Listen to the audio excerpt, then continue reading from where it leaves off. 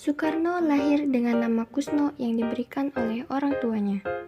Namun, ketika berumur 11 tahun, namanya dirubah menjadi Soekarno oleh ayahnya.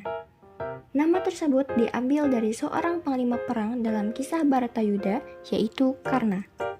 Nama Karna dirubah menjadi Karno karena dalam bahasa Jawa huruf A berubah menjadi O, sedangkan awalan Su memiliki arti baik. Soekarno dilahirkan dengan seorang ayah yang bernama Raden Sukemi Sosrodihardjo dan ibunya yang bernama Ida Ayu Nyoman-rai. Semasa menjabat sebagai presiden, beliau membuat beberapa karya arsitektur. Dalam perjalanan secara maraton dari bulan Mei sampai bulan Juli pada tahun 1956 ke negara-negara Amerika Serikat, Kanada, Italia, Jerman Barat, dan Swiss. Ia membuat alam pikir Soekarno semakin kaya dalam menata Indonesia secara holistik dan menampilkannya sebagai negara yang baru merdeka. Soekarno untuk pertama kalinya menjadi terkenal ketika dia menjadi anggota Jong Java cabang Surabaya pada tahun 1915. Bagi Soekarno, sifat organisasi tersebut yang Jawa sentris dan hanya memikirkan kebudayaan saja merupakan tantangan tersendiri.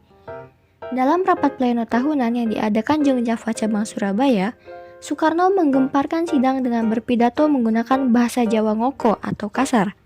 Sebulan kemudian, dia mencetuskan perdebatan sengit dengan menganjurkan agar surat kabar Jong Java diterbitkan dalam bahasa Melayu saja, dan bukan dalam bahasa berkalian. Pada bulan Juli tahun 1932, Soekarno bergabung dengan Partai Indonesia Partindo yang merupakan pecahan dari PNI. Soekarno ditangkap pada bulan Agustus tahun 1933 dan diasingkan ke Flores. Pada saat itu, Soekarno hampir dilupakan oleh tokoh-tokoh nasional. Namun, semangatnya tetap membara seperti tersirat dalam setiap suratnya kepada seorang guru persatuan Islam bernama Ahmad Hasan. Pada tahun 1938 hingga tahun 1942, Soekarno diasingkan ke Provinsi Bengkulu. Ia baru kembali bebas pada masa penjajahan Jepang pada tahun 1942. Pada masa awal penjajahan Jepang, yaitu tahun 1942 hingga 1945, pemerintah Jepang kurang memperhatikan tokoh-tokoh pergerakan Indonesia, terutama untuk mengamankan keberadaannya di Indonesia. Ini terlihat pada gerakan 3A dengan tokohnya Shimizu dan Samsudin yang kurang begitu populer. Namun akhirnya, pemerintahan pendudukan Jepang memperhatikan dan sekaligus memanfaatkan tokoh-tokoh Indonesia seperti Soekarno, Muhammad Hatta, dan yang lainnya dalam setiap organisasi-organisasi dan lembaga-lembaga untuk menarik hati penduduk Indonesia. Disebutkan dalam berbagai organisasi seperti Jawa Hokokai, Pusat Tenaga Rakyat atau Putra, BPUPKI, dan PPKI, tokoh-tokoh seperti Soekarno, Hatta, Ki Hajar Dewantara, Kiai Haji Mas Mansur, dan yang lainnya disebut-sebut dan terlihat begitu aktif.